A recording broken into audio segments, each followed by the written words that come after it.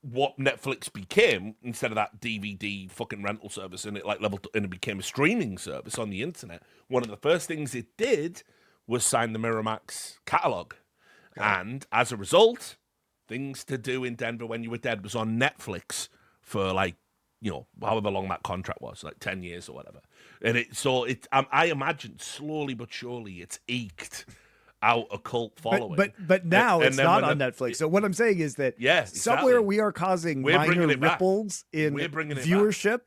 And I just wonder if somebody's out there like, why is everyone watching Things to Do in Denver When You're Dead on this week in time? Or why is suddenly this has been the highest viewership of The Beast Must Die in 30 years? I also want to say, guys, I want to take back everything bad I've ever said about Roger Ebert. He is the most salient and coherent critic Incisive. of our time. Yeah, incisive, brilliant in his understanding of film, because he gave this 2.5 stars out of 4. That feels right. Yeah, no, but by the way, I see that as an absolute win. And so I want to read you like some of the quotes in this. It's so ridiculous. Right. It says, like, for example, it says here, the man with the plan is played by Christopher Walken, and the character is a right-wing homophobe. He does have a line about that. Who runs the Denver crime scene with his breath-powered wheelchair. One wonders where Walken would begin if he ever wanted to satirize himself. So that's great. Love that line. That is actually a fire line. Yeah, that's fucking hilarious. Look. Jimmy is a former criminal now trying to go straight, but he's forced to take the job. So he rounds up some old associates who make Tarantino's Reservoir Dogs look like brush salesmen. They include Critical Bill, who promises he hasn't beaten up a live person in years. Not since I found myself that exercise program, he says, which consists of beating up corpses in a morgue. Pieces, a porno projectionist with leprosy whose toes and other parts are falling off, and Franchise and Easy Wind, who are marginally, but only marginally, more mainstream. So anyway, he goes, in the movie's funniest scene, the boyfriend they are attempting to brace asks why the police department hasn't issued him a rain hat, and then notices the missing finger and calls the bluff, saying, "Tell me, Officer Leper." Right?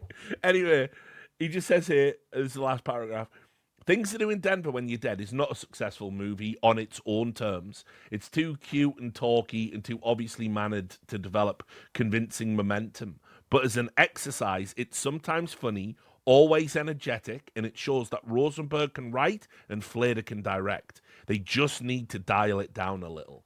And as we've established, Monty... Needs to dial it up. They needed to dial it up. So once again, proving Roger Ebert's wrong even when he's right. So that's what that to me is actually one. Out of all the reviews I've seen of it, that's one of the more succinct and spot on in my opinion. Like I actually, as a calling card for what the people would go on to do, this is a wonderful piece of like kitsch. It's a wonderful cult film. It's everything you want from a cult movie. Quotable, memorable performances. You don't even have to pay attention to the plot. Super fast paced. Which is crazy. It is nearly 2 hours. This is the fastest 2 hours of any movie we've ever done. It doesn't have pacing problems at all. Yeah, but no, it's just one. The one exception is that I would say the interminably predictable and cheesy recruitment sequence where Jimmy the Saint goes around and it's the exact same scene you've seen in every movie where he has to meet all the guys individually and convince them to join the heist. It's cringe. You son of a bitch. I'm in. Yeah, so yeah. You have to do it. Like, give it a name. So yeah, I mean, that is almost that exact trope. It's obviously play on that silly Hollywood thing, but that we all just accept, isn't it? Because it's kind of fun in its own way. And what happens usually, Duncan? The people you're meeting are all cool, super interesting, tough guys. Like all of these people are like. Franchise is surrounded by fucking red-headed children. You need to put a harness on that tool. Yeah, give it a name. She's pregnant again. I'm gonna put a harness on that tool there. Yeah, give it a name. He just keeps having kids he can barely afford. Again, like fucking Christopher Lloyd is in a porn theater and Treat Williams is beating up kids. These people are fucking bums. It's brilliant. It really, it subverts your expectations. Better I'm than sensing Ryan a theme, Johnson ever Richard. could. How many mid movies that subvert your genre expectations are there? You got any more after this one in Night Moves? I know. Well, hold up. Night Moves is a bona fide classic. Like bro.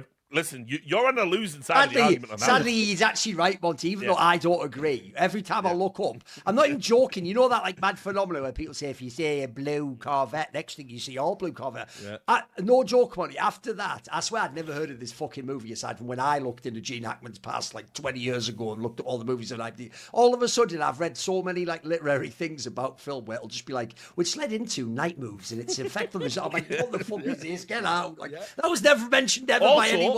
Just talking to it's our like some own critical audience. darling or something. The worst comment I saw about Night Moves, I saw someone say it was boring. Fair, all right, cool. I saw somebody say, I wish I could love this movie as much as Richard does, or love anything as much as Richard appears to love Night Moves, right? But Richard, I'm pretty sure most people are just commenting about it ironically at this point. They're not. You've missed that one.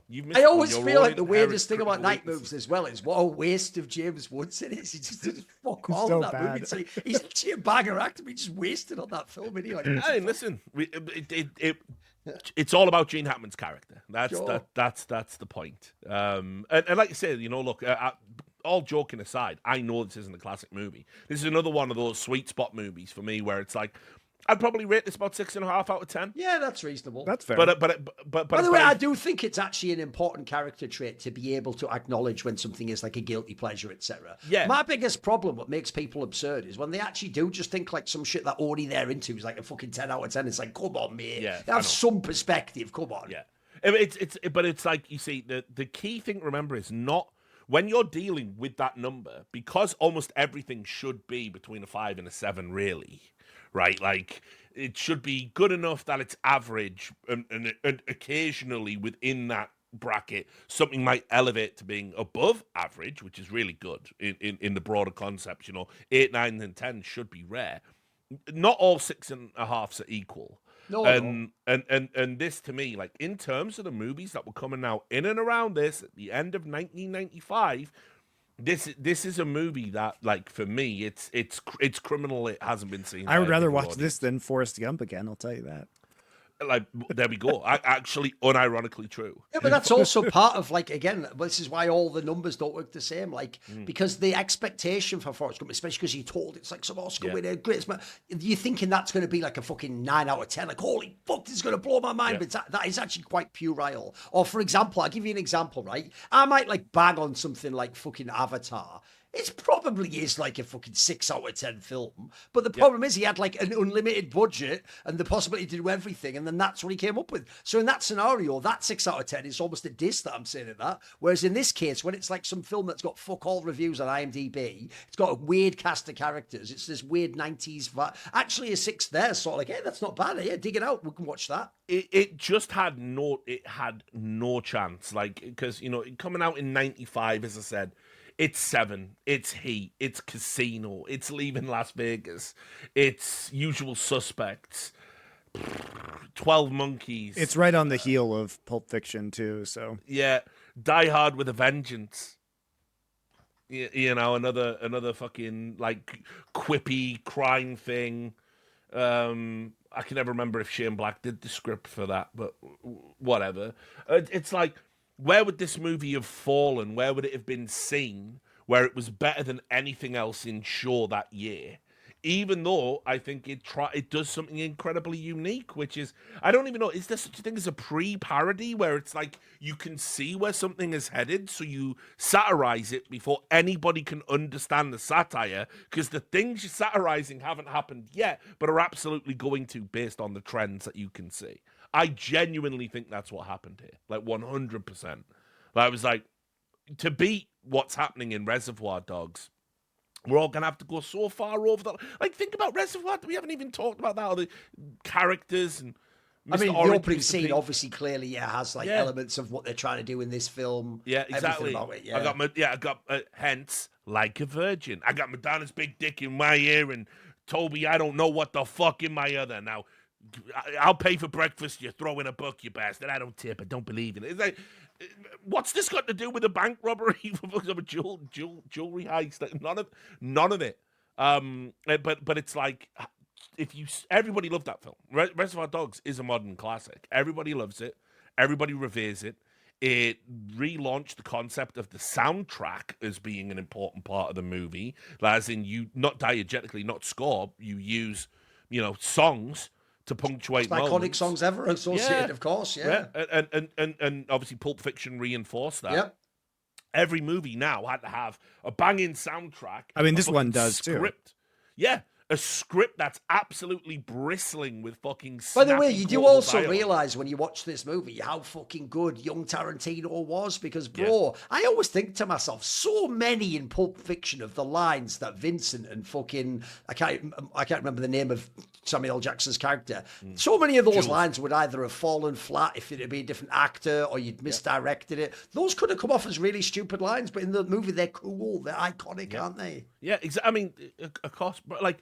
Bro, he's quoting the fucking Bible before he fucking kills someone. I got this passage memorized. Yeah, it is hilarious, though, isn't it? I know. So it's like, this is what I mean. What? And again, the way he just effortlessly, the speech about the cheeseburger, and the fucking perfect one. Yeah. Oh, it's he's just dropping gems. That's a tasty burger. Yeah, it's fire, isn't it? But bro, it's amazing because. What it does is it takes all of your throwaway funny conversations you have with a friend. It sort of takes them, puts them in a movie, but then puts them in unbelievably significant and in some cases like really horrifying scenes. Like, so it's what I mean about tonal consistency. Sometimes you need the tonal inconsistency to create an iconic moment because referencing the Bible and talking about your favorite type of burger, and I just got back from France, and what do they call a fucking Whopper in France? I don't know. I didn't go to Burger King, and then you put all that, and that's all pre a hit. That's what happened in Things to Do in Denver When You're Dead. Is we're like, well, how's anyone going to compete with this? All right, well, why don't we just make it stupid? Why don't we just go full retard? Oh, okay, cool. Let's see what happens. And unfortunately, not enough people, I think, got the joke. I think a lot of people thought this was. I mean, it is a Tarantino imitation, but only in the sense it takes the blueprint. It's not trying to be Tarantino. It knows it isn't. It's just trying to emulate that formula and showing if we take it up to an absurd level, this is what it looks like. Like, nobody can beat this, I don't think. I don't by the way, to go all the way for back absurdity, I don't think Con Air beats this. To go back to the beginning as well, I do have to say, I always liked him anyway as an actor. I always thought Andy Garcia is a charismatic figure. And by the way, as you can see in some films, he can play serious too, and he can play comedic, and he can play like a guy with swagger and a Casanova. I actually realise now, even though I also do think The Godfather thing, by the way, they're talking of a 6 out of 10, that is like a war crime, because it's like, you're supposed to only do 9 out of 10 to that scene. So the problem with that one is it's just such an offence it exists, Exactly. The problem is his punishment has been way too severe for doing that movie. Like, what? Yeah. He was consigned to some fucking like purgatory wasteland. He's of doing like amazing good in the films. movie as well. That's the worst part. No, in the 90s, he does some banging movies. And similarly, I was looking up, there was that one that was like, Night Falls on Manhattan by Sidney Lumet or whatever. It's like fucking like 10K reviews or something. Like, what? So he was just put in the purgatory, bro. He was just cast out into the wilderness. I don't get it. He's a good actor. Yeah, he really was, and like that. Another reason to love this movie, like, he's got that clunky, fucking love interest aspect to it. But if you want to see, Andy Garcia let loose and giving some fun dialogue and just being magnetic on camera, well, good luck trying to find that after Godfather Part 3 because it fucking destroyed his Also, this career. reminds me of another thing as well, which is mad respect to actually 90s actors, because, bro, 90s actors just work, mate. They'll be in any old shit. They'll be in like a massive blockbuster one year, and then the next year they're in some random genre movie. Like, it's actually amazing. Christopher Lloyd was in like a bunch of weird kids movies. He was in Suburban Commando, by that way, the movie I mentioned earlier. Angels in the Outfield. Oh no, mate! I'll give you an example. Page Master. One of the maddest examples ever of someone who's such a bona fide actor is that movie. You'll know it if you've ever seen it the second I say it. That movie called like Masterminds, where it's about a kid at like a school, and the headmaster is Patrick Stewart, and at the end he's completely chewing the scenery, wearing a Manchester United jersey.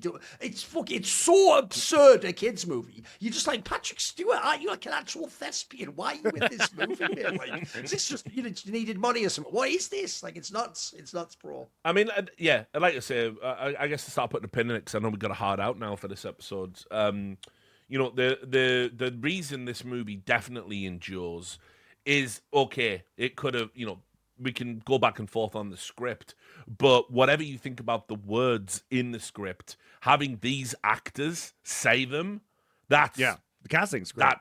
I mean, like, they're just, everyone is just so good in this film. Like, you can tell they're having fun. You know, Christopher Walken, man. I mean, again, this is like, I mean, he's in.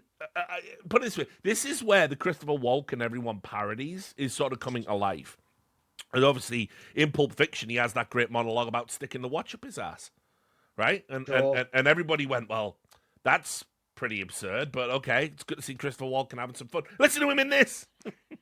He's fucking mental. The things he says I can't even say on a YouTube video. But also he says, like, you know, have they got you saving the environment yet, hugging the trees, Jimmy?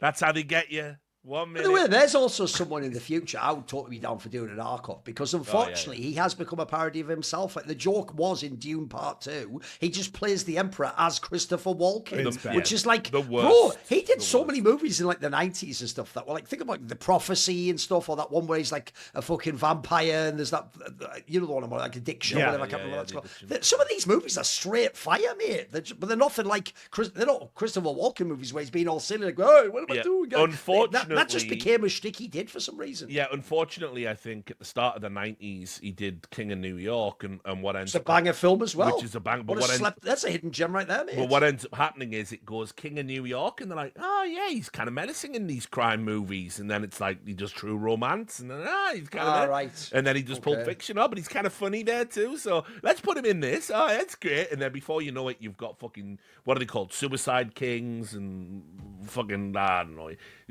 And fuck Sleepy Hollow.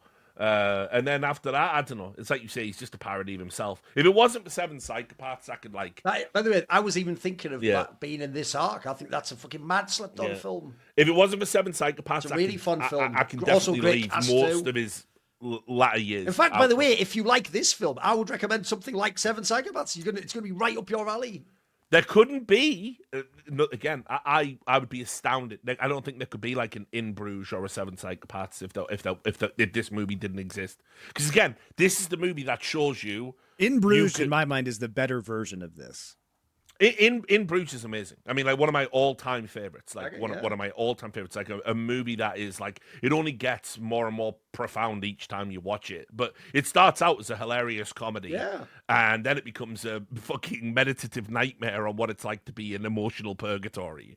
It's great. It's brilliant. Also an Unreal cast on that too. Yeah. Now, obviously, Things to Do in Denver When You're Dead was trying to do a little bit of that more meditative aspects. Totally fails on that front, but it does show you if you want to just be out there and just make every scene just so broadly over the top comedic, you can do it. There's no rule to say you can't do it. I mean, you won't make any money if people aren't on board with the joke.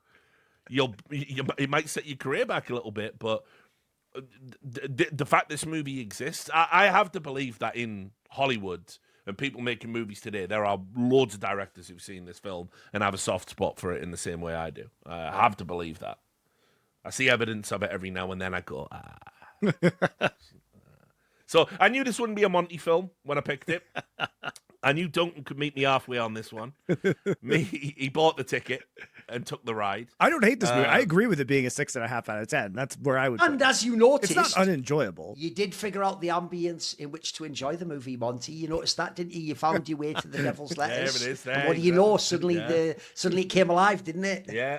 I did enjoy it more the second time. It's true. I actually did. It was more fun on the rewatch. You know, that even makes me realize I need to actually do something like that for my side channel, because you know one of the worst things you can ever do when high is like Googling what movies too much when high. It's just going to be like fucking like Howard and whatever go to, just some absolute shite. It's like, no, what you actually want to watch is movies like this where it like makes the ridiculousness funnier. You actually want things that have like their own charm anyway, and it just adds like some silliness or whatever, you know. Yeah, totally. But that's what I mean. It's like this movie is funny as fuck. I think like the problem is it definitely gets funnier on the rewatch because people the first time are trying to engage with it as a trying to follow the plot. Yeah, and shit. Well, also, Richard, I didn't have any context for this movie the first time around. I think if you were to listen to this, if I were to listen to this show and this conversation and then watch the movie, I think the first time I would have got in with the right mindset. But it was definitely for me much more enjoyable the second time around. Yeah, I think once you just get used to fucking give it a name, buckwheat, all this stuff, you know, once you get into that, even the lines that are poignant, like what's the one Easy Win says before he goes to be shepherded, and he's like, "Hey, remember what it was like when you had summer vacation when you were a kid, Jimmy? They used to go by so fast, so fast. Life's just one big summer vacation, isn't it, Jimmy?" It's funny, Jimmy. Life has a way of passing by faster than any old summer vacation. It really fucking does. It's like brilliant. It's like, what the fuck are we doing here? Like, you're hardened criminals. What the fuck is this? So yeah, just a great film. For me, like I said, I can see it's a 6.5, but for me, this will always be a 9 in my heart. I will watch this movie from now until the day I die. I'll be interested to see what people say in the comments about this movie and if you vibe with it or not. We will be back. Give it a 9. We'll be back next week with the film Naked Lunch. It's our first Cronenberg movie. If you had to ask me, it won't be our last. It will not be our last. It will not be our last. But if you had to ask me which would be the first Cronenberg movie we watched, I would never have picked Naked Lunch. So a bit of a surprise, but we have discussed it frequently. So we will see you then to wrap up our hidden gems and announce our next arc. Till then.